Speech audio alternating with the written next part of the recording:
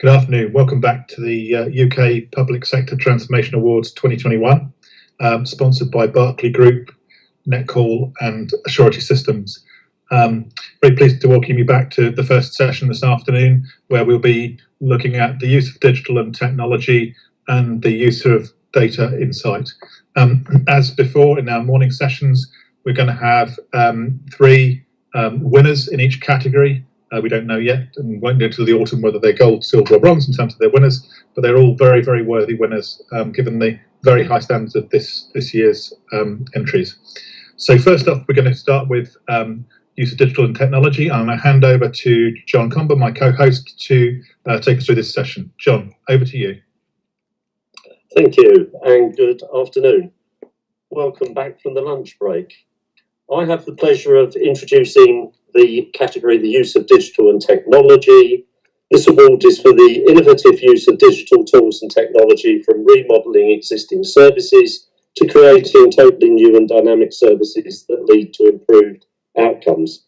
The finalists in this category are Blackburn with Darwin Borough Council, a digital approach to pandemic; Plymouth City Council, the box on the box; and Surrey County Council, agile working.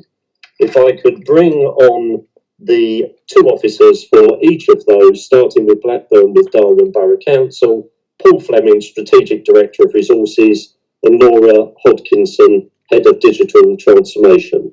Welcome to you. Thanks, John. Hi. And for Plymouth City Council, the box on the box, Chloe Hughes, Engagement Programme Manager, and Stacey Anderson, Media Archivist. Good afternoon. Good afternoon. And Good afternoon, John. Good afternoon. And for Surrey County Council Agile Working, Maureen Dowds, Principal Digital Consultant, and Andy Last, Programme Manager. Good afternoon. Good afternoon. Good afternoon. I'm going to run through you in the order I've introduced you, asking you to outline your project, talk about how you've involved the customers and community in what you're doing, and the outcomes that you've achieved to date. So if we start with Blackburn, the Darwin Borough Council, a digital approach to pandemic. Paul and Laura, could you talk me through the scope of the project, how you've involved the customer and community, and the outcomes so far? Hi. So I'm going to run through the high-level project. So really this is about our local track, trace and isolate process that we implemented, but it crosses quite a wide range of digital tools. And I think it starts with, we have to put ourselves in the shoes of our customer. We have quite a high level of deprivation, which has had an even greater impact because of the pandemic. And we needed to understand their world and their pressures, and how we could help make it easy for them to access the services they needed across a range of services. So initially we worked with our local insight team, so adult social care, public health. And then what we really did was use the service design and agile principles that we had as a team to use a very fortuitously signed digital customer portal, which happened in the January, and repurposed the project really to look at our response to the citizen needs, which is largely around our help hub. So we were able to implement a track, trace and isolate at a local level that was hitting 85% contacts. That was hugely more significant than what was happening at a national level. And at the time of writing, I think it was about 2,500 cases we identified. It's sort of getting up towards 3,500. And it was all about our understanding our local communities and using that knowledge, and making sure that we were signposting the other services that our citizens really needed access to. Is that enough? That is absolutely fine, thank you. And for Plymouth City Council, the box on the box, Chloe and Stacey, if you could do the same, outline the project, how you've involved the customers and community, and outcomes to date. Of course. So the box is Plymouth's newest, brand new museum, gallery and archive. It's been a huge capital redevelopment project when the former museum closed in 2016, and the new museum and gallery and archive houses a number of collections that were formerly situated in a range of spaces across the city centre, all together under one roof. So it's a really exciting space for us. Now, we were due to open the box in May 2020, and a little thing called a global pandemic hit, and obviously kind of threw all of our plans up in the air. But one of the things that we do have is a fantastic learning and engagement team who have a range of experience in delivering work with people with memory loss, people with dementia, and out into care homes around the city. And as we were watching, we were acutely aware of the impact for care homes as COVID was really kind of sweeping right through the country and having a devastating impact on care homes right across the country. We were also really aware that we have the most amazing regional film archive, the largest regional film archive in the UK, that is part of the Boxes collection. And so with people in care homes isolated and with their usual daily and weekly activities suddenly taken away from them, we wanted to think about how we could use our film archive and use digital to help us to reach people who were the most isolated during the start of that pandemic. That's great, thank you. And if I can ask for Surrey County Council Agile Workforce, Morag and Andy, to do the same, outline the project, how you've involved the customers, and some of the outcomes to date. You're on mute, Andy. Okay, to start, Morag, did you want to? Yeah, do you want to give them an overview of the programme, Andy, or I'm happy to do that? No, that's sure. It's but what we did was about 18 months to 2 years ago, we started looking at a transformation programme across Surrey about how we could introduce agile working, enable workforce to give the staff of the county more agile tools so that it would then free up the staff in time and in money in order to help the community that's out there.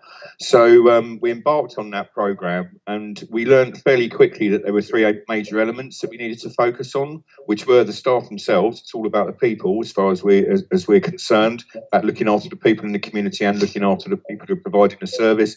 It's about the buildings that we work out of, and it's about that technology that we give them as well. So taking those three strands, we put those together and embarked on this transformation program. And fair enough to say, yes, just as the previous speaker said, along came the global pandemic. We were pretty successful in what we rolled out beforehand. We were using Skype up until the pandemic started. Then all of a sudden we started using Teams, and we actually switched Skype off a few weeks ago, which was good for us. And the equipment that we've been giving out to people, personal laptops, hybrids, etc., gave them a platform to communicate on. We had a nice slick sort of VPN solution. So signing on and sitting down in front of your screen at the start of the day was pretty straightforward for most people, giving them time to then focus on the issues that the pandemic was causing us. We did take one point in the programme where we stopped everything we were doing around late March, which is when the pandemic started, wasn't it? Around late March, early April. And we actually focused on all of those people in the county who were coming to us saying, I can't work. How can I work? So we started shipping out laptops and hybrids to those people as well. So by the time we got to the end of last calendar year, we'd actually rolled out all the equipment we intended to because of the pandemic. So and basically the people embellished that, used that and moved it on. And now we're looking at a bigger program that is now wrapping itself around other elements as well as the staff, the buildings and the tech. And we're also looking at a records management, digitisation, etc. Would you like to add to that, Morag? Yeah, just to kind of say our involvement with staff during that time changed quite a bit. So in the early days pre-pandemic, we did actually go through a number of sort of conjoined sessions with HR, internal comms, land and property, talking about broadly agile working, because we were actually separate programs at that time, looking at property separately to the HR piece, to the IT piece. And we had your typical sort of chief exec leader roadshows where these conversations could play out, and a lot of using our tools through things like leadership blogs to talk about what was potentially coming down the road. In that time, we were also trying to find out a lot of detail from people about what they actually needed, some of the things that Andy said in terms of getting their requirements, you know, what the demand was, what actual tasks day-to-day people were doing. But of course, what came along was the pandemic, and a lot of those kind of activities suddenly became very different. People were actually starting to live some of the change that we had been talking about, but albeit at an extreme level. But those activities still continued in a very virtual way, using the tools that we actually were looking to deploy. So Teams, for example, became our main workshopping tool. What we're moving into a new world now is in terms of the involvement piece, is that we're actually looking to engage in co-deliver and co-design a lot more using research, user research techniques and digital design techniques as we start to move into more of from the hardware and the connectivity deliverable piece to the software digital workplace piece. I would say that what's been great about the involvement of our users, and it is primarily the internal users, our staff at this point in time, is that they've really highlighted in the conversations the need to interlink the property, the HR, and the IT piece for us. And also they've helped to inform and push what is agile, what is digital conversation forward as a result of that two-way conversation, both reactive and future thinking. So just wanted to add those bits as well. That's great, thank you. I'm now going to do another round, so going back to Blackburn and Darwin and Paul and Laura, and ask some more detailed questions about each of the projects. And for you, how have you dealt with the complexity of sharing data to help others? And what issues of trust has this raised? And was it easy to digitise what is essentially a community-led approach? Thanks, John. So on the data sharing, this was a really interesting journey for us, because as part of our digital strategy over the last sort of 18 months, we had planned to bring in a business intelligence and insight arm to the council. So it was perfectly timed. And when this hit, we were actually, when we started the contact tracing work, we were the highest area in the country for cases of COVID. So it was really imperative that we got this right. And that was why we were one of the first, along with Leicester. I have to give a mention to Leicester Council. They were with us right at the start, and were with us when we shared our learning out to the wider country.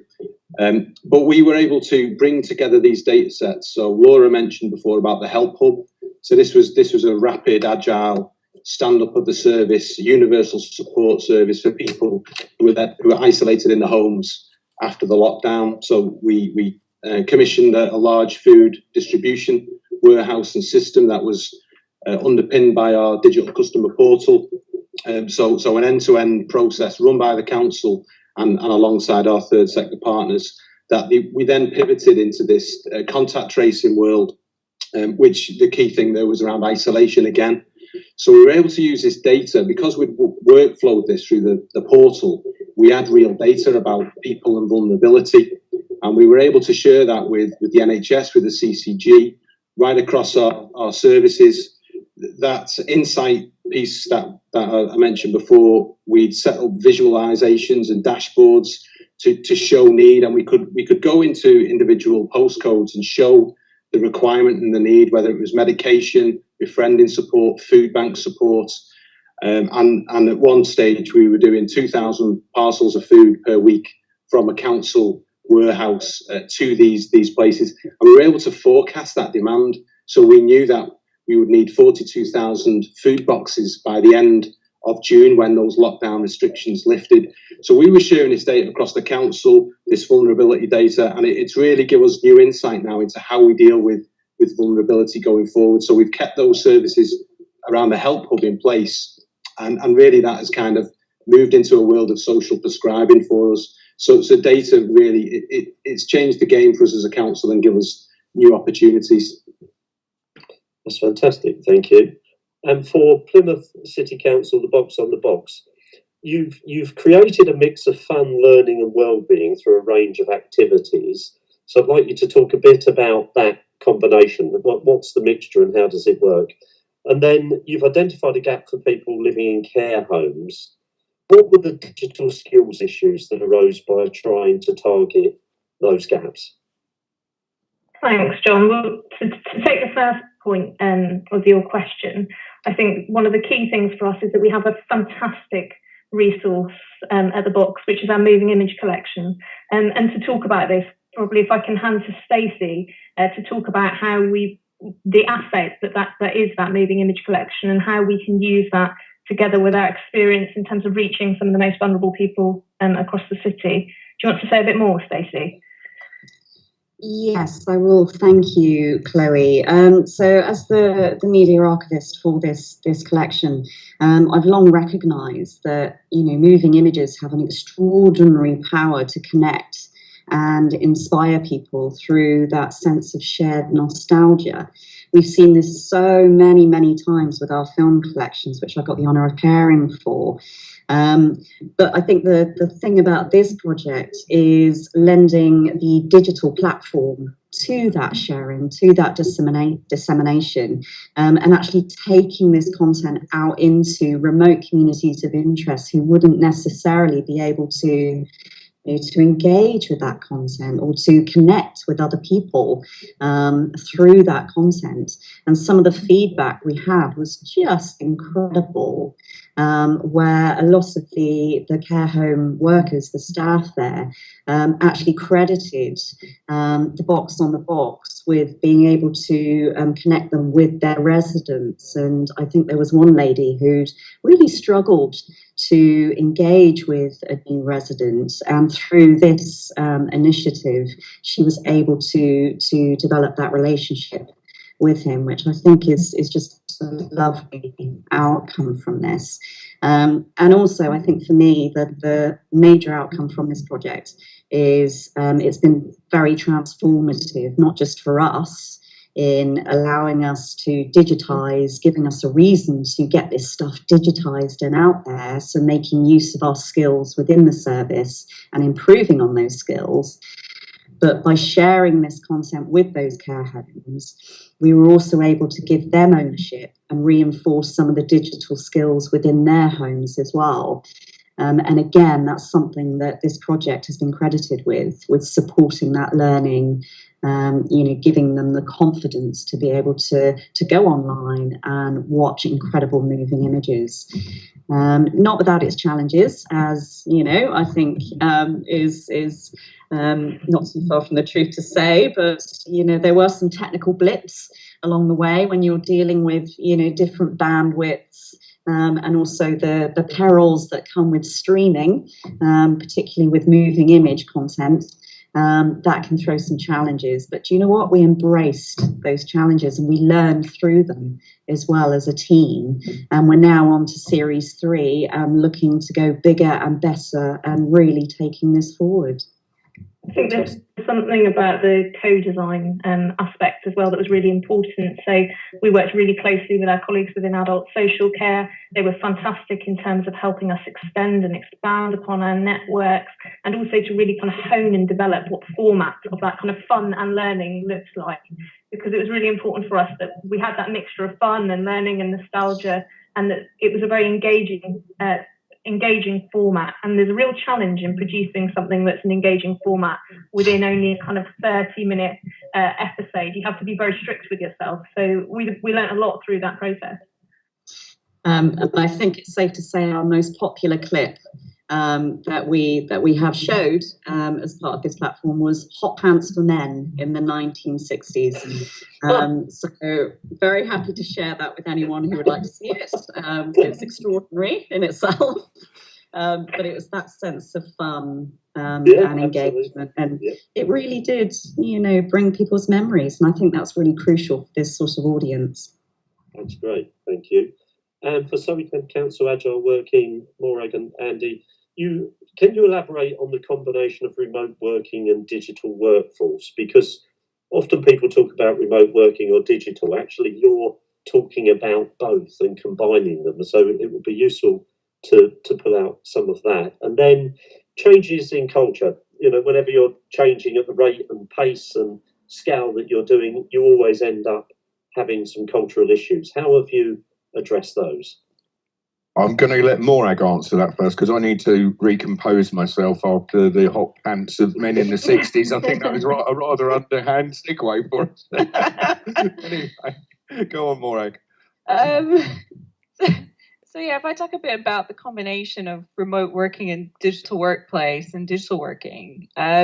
So for us, when we talk about what does that mean, there's a little bit about what's the change that you need to make, what's the scale of it, and what's the kind of outcome or benefit that you're looking to get. So when we first started the conversation in the organization, I have to say it was very mixed. People were talking about working from different locations out of the office in the same breath as saying agile working, but actually there's quite a lot more to it than that digital technologies can actually help us achieve nowadays and leverage and enable.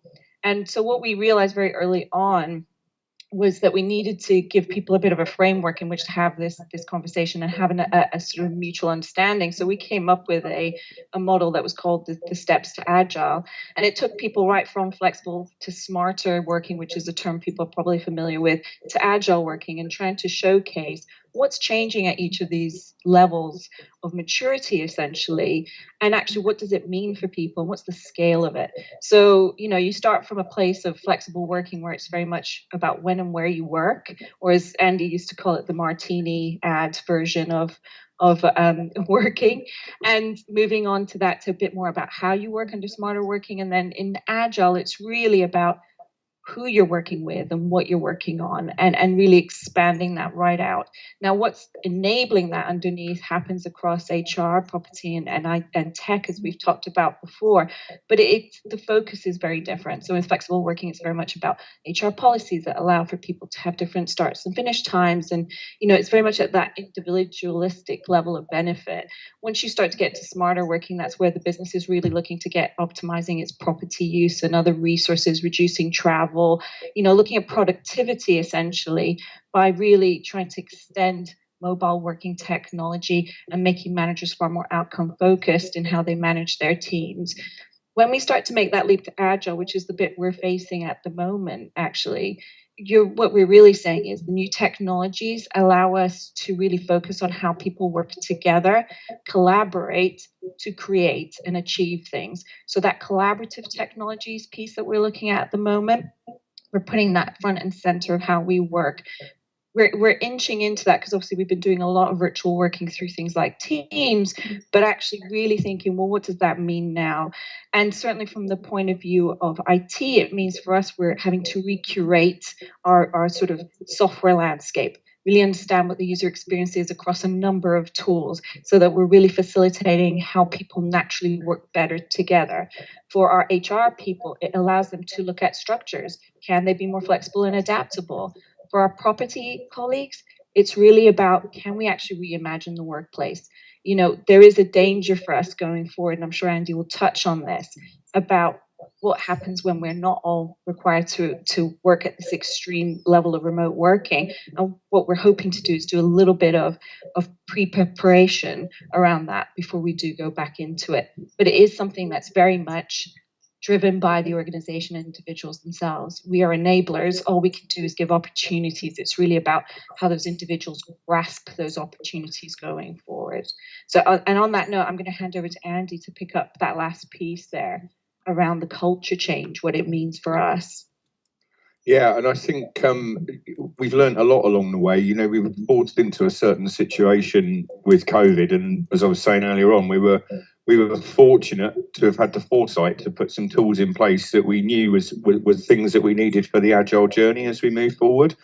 The important thing that we've learned, and we've now wrapped a larger program around the Agile Capabilities program that we were running, and it's called the Agile Organisation program.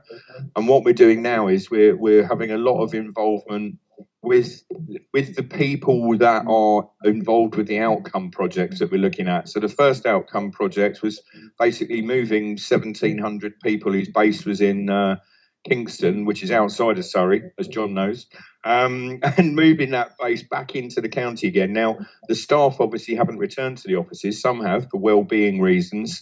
The offices are set up and they're distanced, but the whole design of those offices has been based around the flexibility to change the office space should we need to.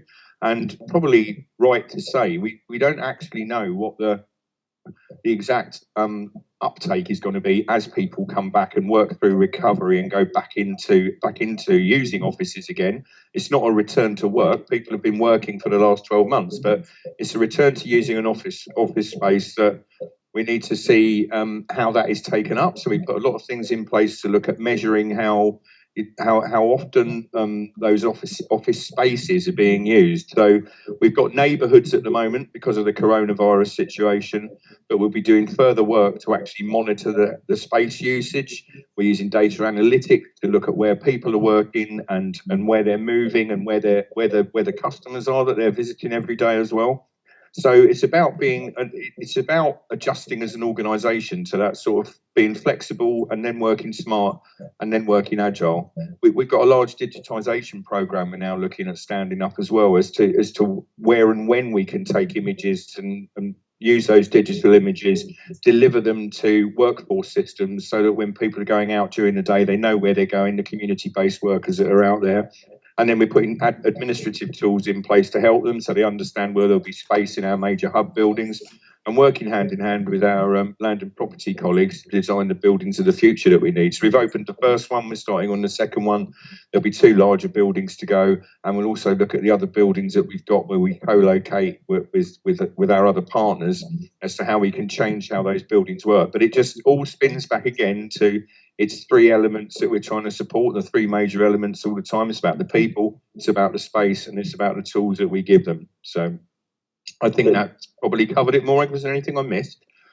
Yeah, no, I would certainly say we've kind of had this embracement of the tech piece, which was a bit tricky, and people building up their confidence in using technology and understanding the value. We're definitely moving into that. What happens with the property piece next, and throughout it's that HR piece coming through around the culture and how does that change going forward. Yeah, and we're doing quite a bit of work with digital skills as well to look at the digital skills that people need. So trying to give the opportunity. I think we run 10 different Microsoft Teams and Office 365 modules at the moment in training, and we've had somewhere in the region of sort of around about sort of 6,000 people, 6,000 sessions attended for those. So yeah, we're definitely moving into a world where the collaboration is the key. Thank you. If I can go back to Paul and Laura, if you were starting again, what are the 2 things that you might tell people to do, tell yourselves to do at the beginning that would help you?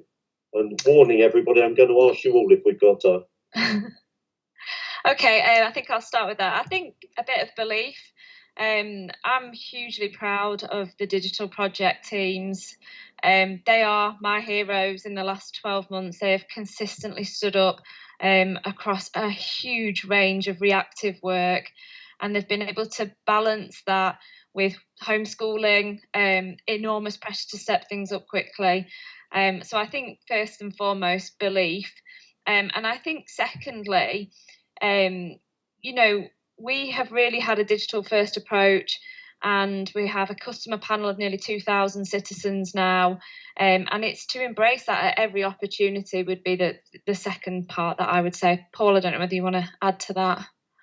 Yeah, I think it's a great question. There's so much learning through this period. I've worked through a number of crises in the NHS. I've worked there for a long time. I worked through WannaCry regionally, and it was a really difficult period. I've never experienced anything like this, and I'm sure none of us have.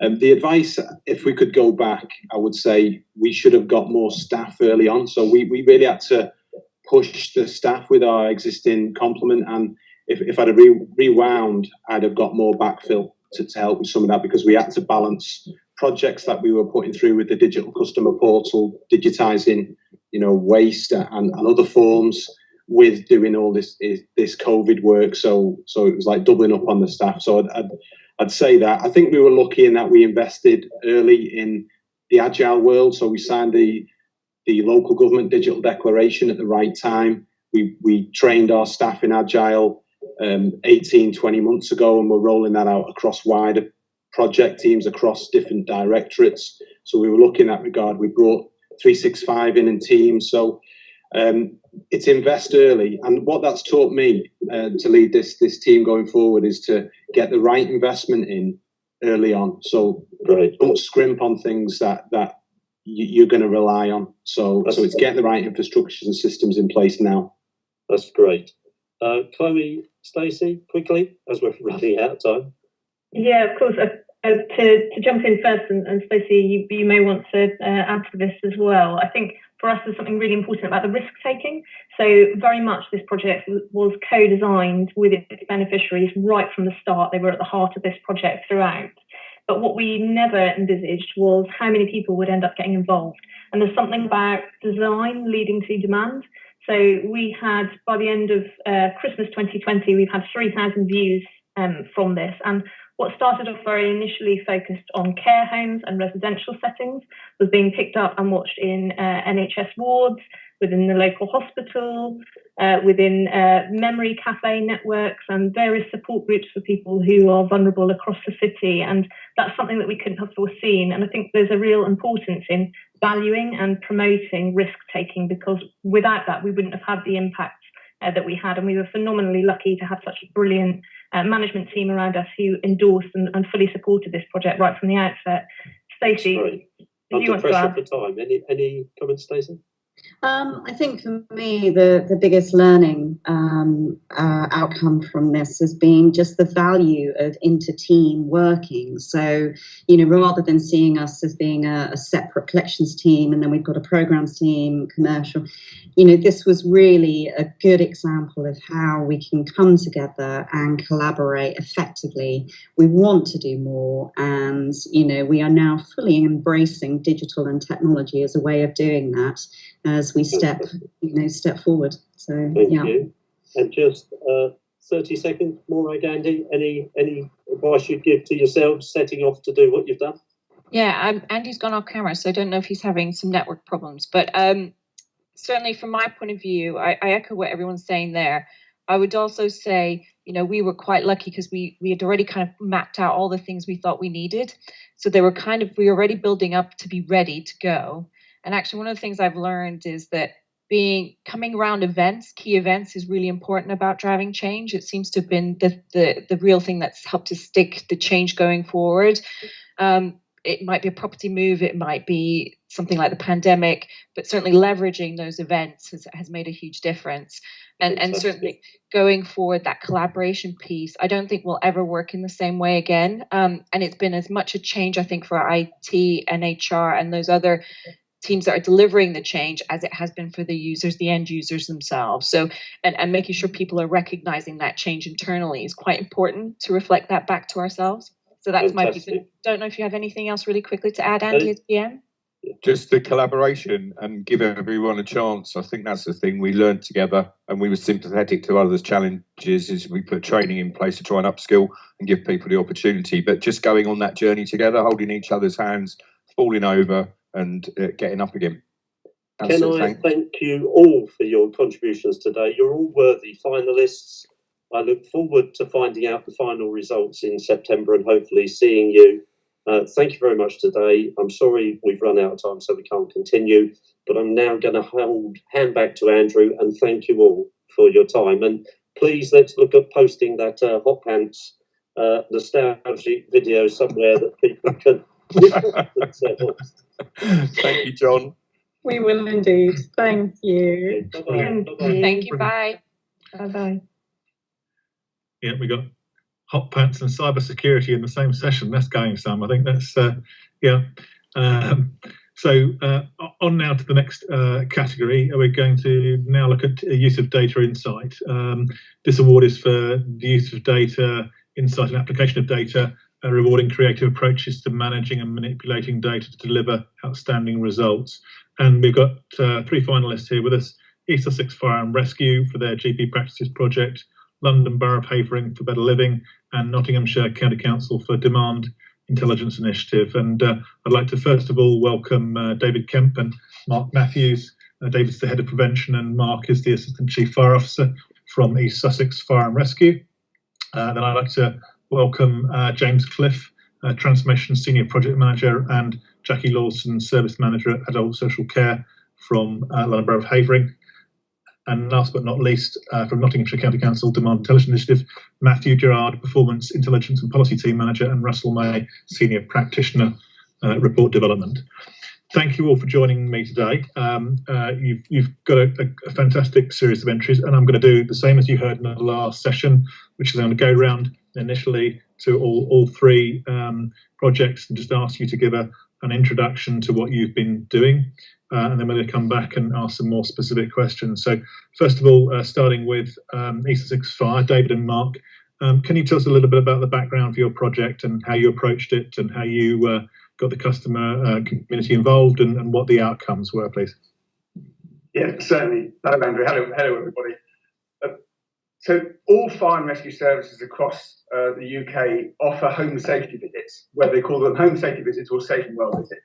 And that's the opportunity to call into people's homes, usually vulnerable people's homes, but actually it could be any of our homes as well, to give fire safety and other advice on how to prevent having a fire, or if you have a fire, how not to be injured or die in it. And we follow the person-centred approach that's developed by the National Fire Chiefs Council in making sure that advice is focused at the individual as opposed to the premises. And so we undertake these. We have done for years, a decade. So our home safety visit is aimed at reducing fire and accidental risk within the home. And we're offered, and then we offer referrals to other services such as social services for adaptive equipment like grab rails, telecare, defending services, and what have you.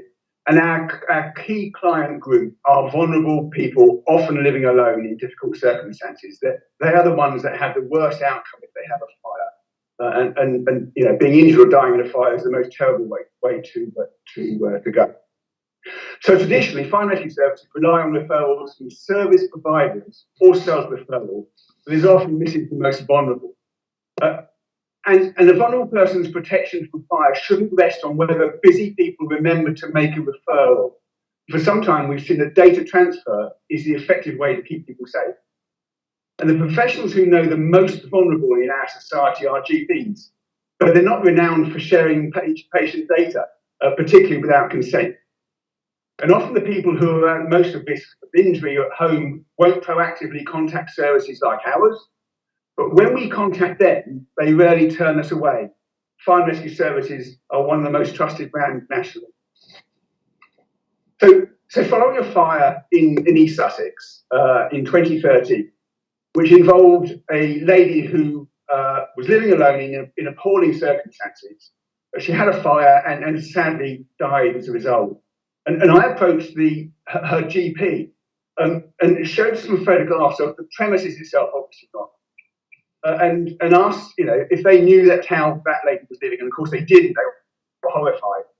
And I asked if they would share data on other patients that live in similar circumstances, if it would reduce the risk of them coming in harm's way. And they said that if you sort out the data sharing arrangement, we will share data with you. And they suggested people at risk of unplanned admission to hospital, typically frail people who often fall. And they pose a fire risk as well as a risk of injury. So we sorted out the information governance with the help from the Information Commissioner's Office, and the GP practice stood up and they pressed ahead with it. It was fantastic. So we send a joint signed letter to the patient offering a home safety visit. And whilst the data is passed to us without consent, the visit is taken with the occupier's consent. So we ask and they say, come on. And then we feed back the GPs with the outcome of the visit to provide a better understanding of the home circumstances of their patient, and it helps with their planning. They absolutely see that. So about outcomes. So this was the most challenging area for us. We know that we reduced fire and accidental risk within these homes that the visits we undertook. However, without the ability to track patients through the NHS, we couldn't determine the impact on reducing unplanned admissions to hospital. So we approached the first GP practice that's involved in this. We've now got 9, and first practice and asked for a snapshot. And they looked at their admissions to hospital because they map all of this. And during the first year we were undertaking this, they noticed 134 fewer admissions to A&E, which was a reduction of 11%. And whilst we couldn't specifically say it was these people, that was the indication because there were no other matters going on at that time.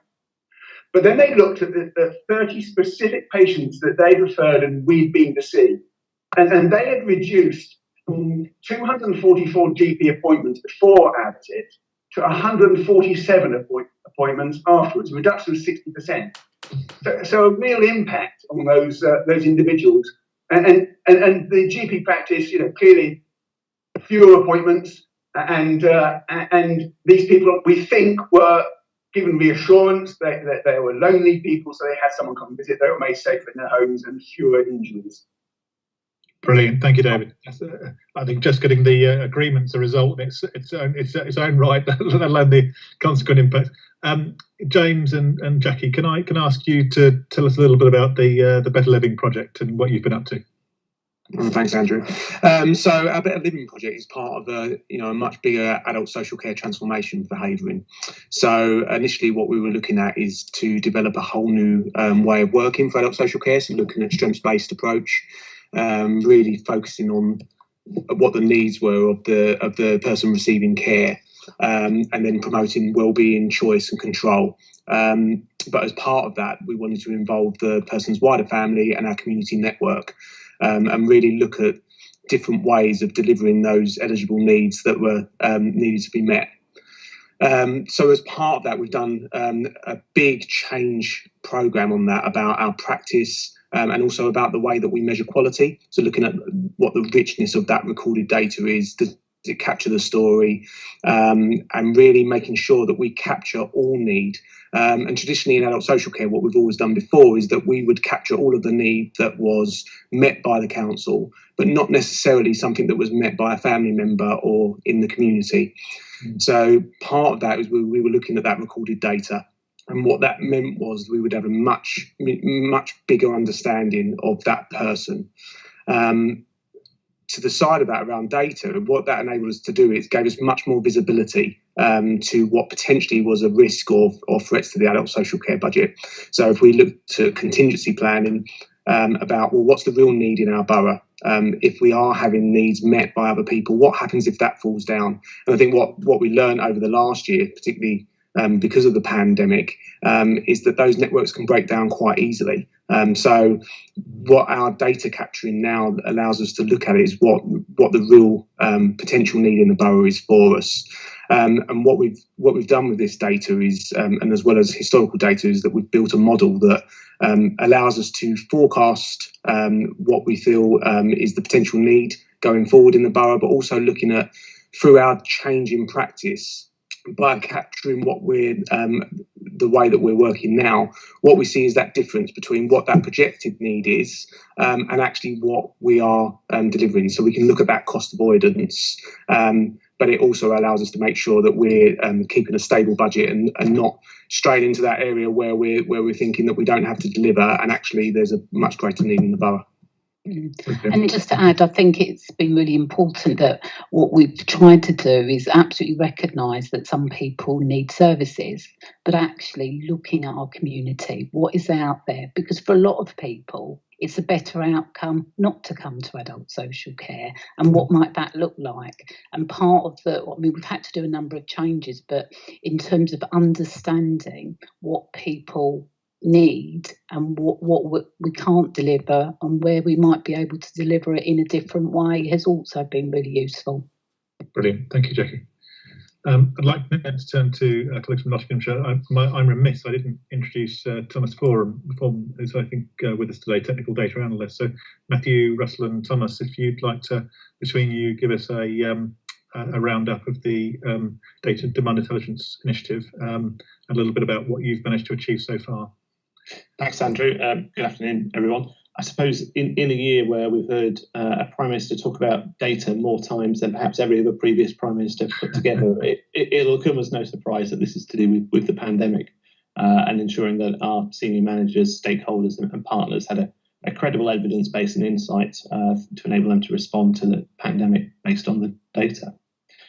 So for us, this meant repurposing our existing data platforms, our warehouses, redeploying our BI skills, our visualization techniques, and using our agile development processes to get intelligence to decision makers in a really timely fashion in what were I suppose, very unfamiliar and changing circumstances.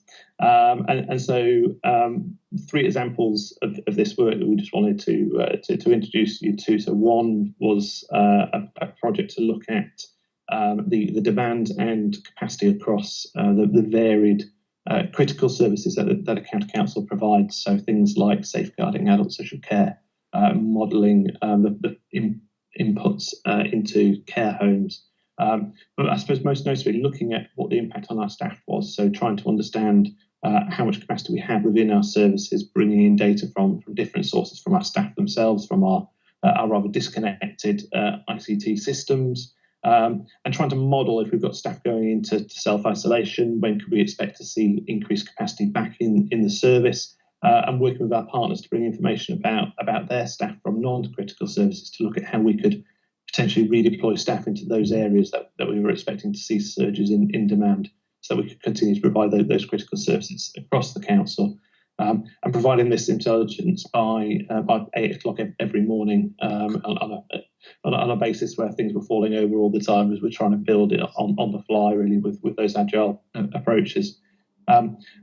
Another one of our key products has been to use our mapping platform to show the location of all of the requests coming into the council for support for those people that are shielding, looking at how not just ourselves but our partners giving access to our district council colleagues, to the Red Cross, to others, in order to coordinate that response across the public sector to make sure that people had access to medicines, to food, to simple things like just communication with people, dog walking or whatever their needs might be, and enabling that community empowered response across the whole of Nottinghamshire, but also making sure people don't fall through the cracks. So taking the information that we know from our own systems about vulnerable people across Nottinghamshire, taking the information coming from our GPs, from central government, and making sure that people are getting responses and that there aren't anyone who's just not had that opportunity to get what they need. And then finally, building on that information to then look at what happens when we have multiple emergencies going on at the same time.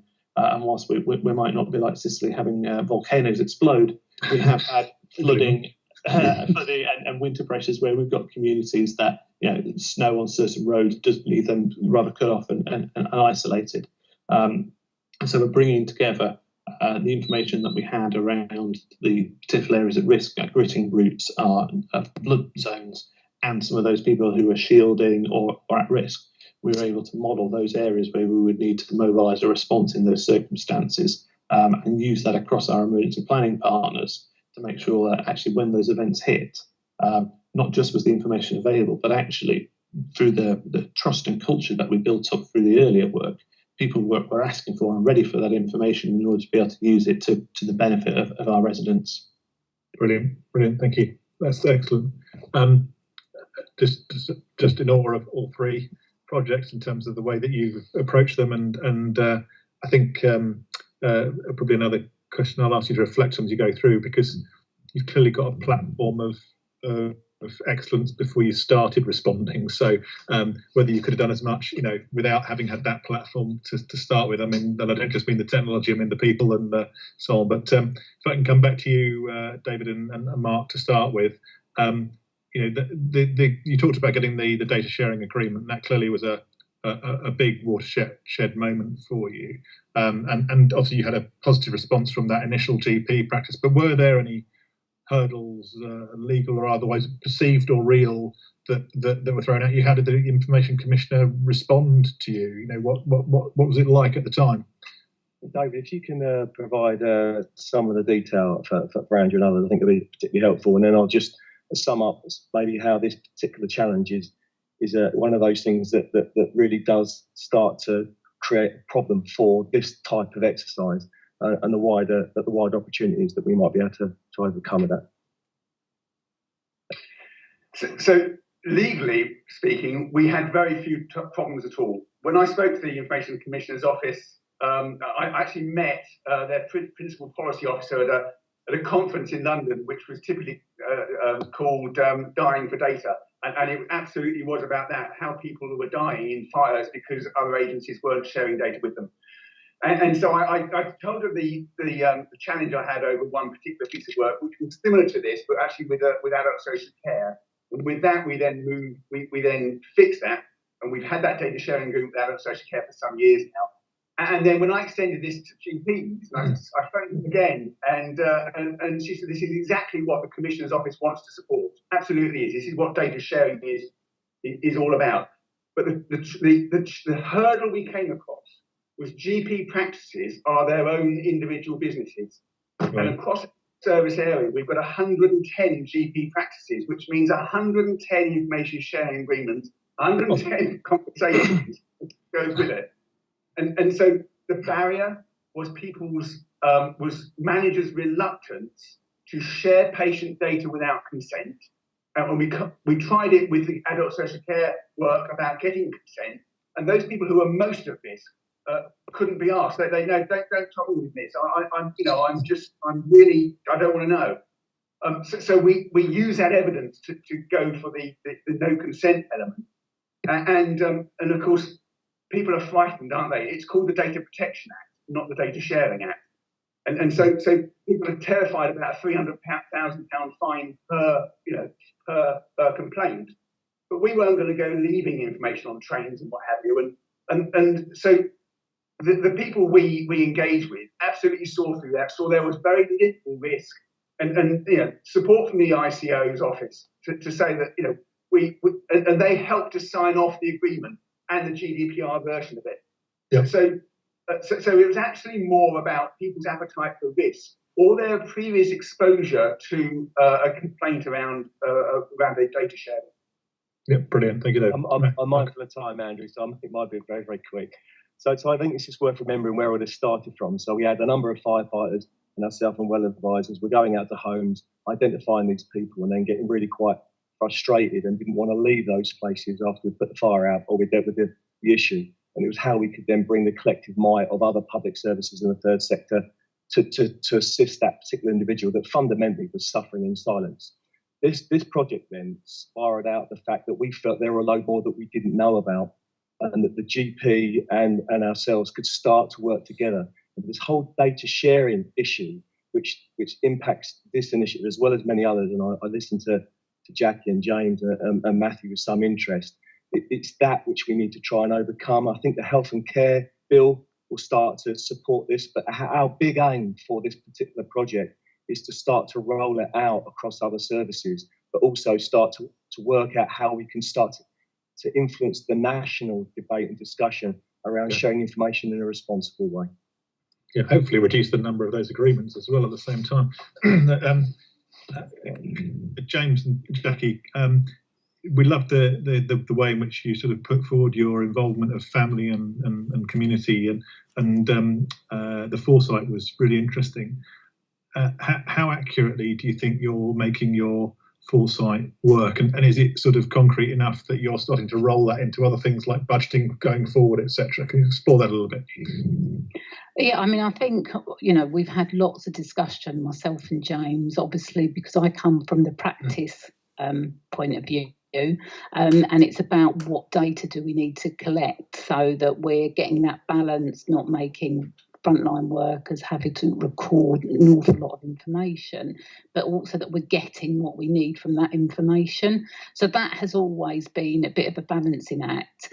But I think one of the good things and we have changed it over the course of the project, is looked at what we're recording and how we can use that information to inform us going forward about how we can. One of the biggest things for me is about identifying the areas that we don't meet, and then how we can inform working with our commissioning colleagues, with the wider community, our community hubs, to see what can be developed. And that was one thing that came up very early on in the piece around young disabled people and ability to engage in sports, and how we could take that information to influence what developments are going on across the borough.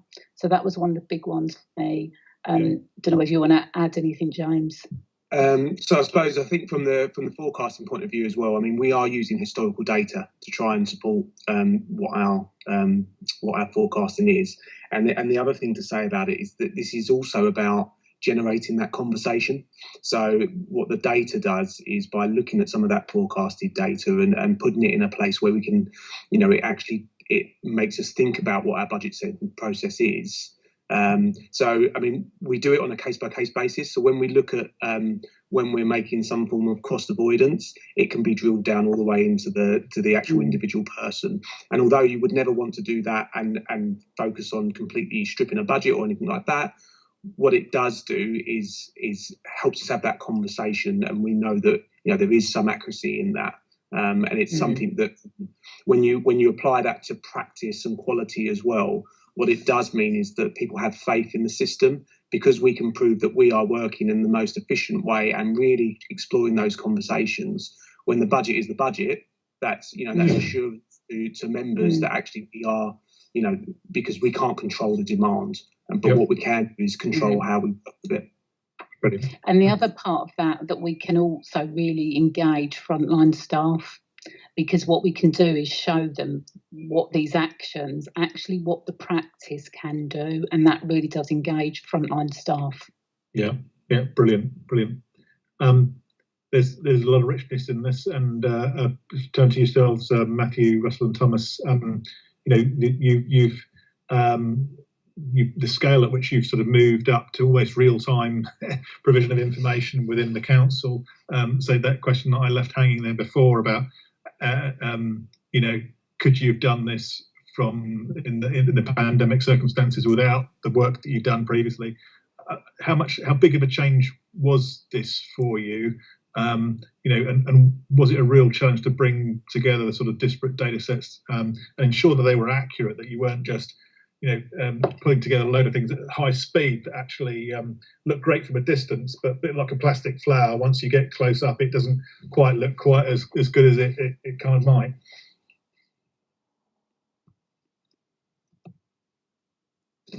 Yeah, Tom, do you want to take this one? Well, I think we'll admit that we were very much learning as we went with some of this, particularly in terms of exchange of data between ourselves and other partners in the nascent integrated care system and the wider local resilience forum. But we were quickly able to identify opportunities in some technology that we'd already purchased, that we'd until the time required, we'd left sort of underutilized. So for us, if I think specifically about a piece which may not have been presented in the paper you've seen, data that we received from partners in the CCG on acute health headline measures, bed occupancy, for example, allowing getting ourselves in a position whereby we could take data from them and present it back to them using the Power BI platform. We were able to stand up for third partners using the Azure B2B mechanism to allow those colleagues and third-party organisations to authenticate with our platforms as seamlessly as internal colleagues could. That was getting a lot of new stuff done very quickly. In terms of being recognisant of risk, but moving as we needed to in a sort of a bleeding edge sort of way. I think in terms of making sure that data were accurate in terms of presenting data geospatially, we had to go through a series of routines in terms of matching some fairly fuzzy address data. We first had from central government in terms of the clinically extremely vulnerable cohorts to our address-based products. That those processes took some refining so that we were able to accurately assign unique property reference numbers and thereby properly pinpoint, locate those people, so that we could put together that product that matters. As talked about, identifying those most at risk of being isolated in the event of extreme winter weather. So if you're talking about a postcode, for example, so in the more rural areas of the county that are most vulnerable to flood risk, you're talking about an area that can be several miles wide. So it's extremely important in those cases be able to say exactly where in that postcode unit someone is. So that was a challenge, but one I think we were able to overcome with some careful unit testing, bootstrapping of the data. Brilliant. I think I'd add just a bit about good use of time as well with pandemic coming in waves, and the sort of changing demands on the service and the council. We were able to use some of those gaps between waves when things were kind of getting back to normal, and then not to try and pay off some of that data debt and make sure that some of that work that we had put together really quickly was then fit for purpose going forward, and sort of looking ahead to what might we need to do next if things continue in this vein as well. So, yeah, brilliant. Thank you all. Absolutely fascinating projects. Just phenomenal that you managed to achieve so much, and at the same time, deal with what you've had to deal with in terms of the pandemic. So just thanks very much for your contributions here today. We're going to wrap up the session there. And we're going to take a half an hour break now. Now we'll be back for the efficiency and effectiveness session at 3:30. So thank you once again, and look forward to seeing you later. Thanks. Bye.